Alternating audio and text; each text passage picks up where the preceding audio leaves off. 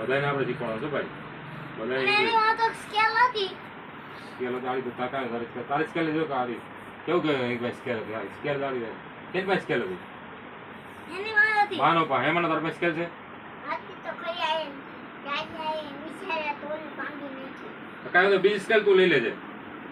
અને કર્સિવ રાઇટિંગ કોને નથી આવડતું ભાઈ કસુરા એટલે હું હવે આપણે બુક એક લઈ લેવું આપણી અને બધાને કર્સિવ રાઇટિંગ શીખવવાનું હાલે માનો હાલે આમાં એબીસીડી લખીને બધાને આ ઝડપ કરી એબીસીડી લખ હાલ હાલે ભાઈ વખત એ એક ને એક વસ્તુ લખમાં આ એ બી સી ડી ઈ પછી આ એફ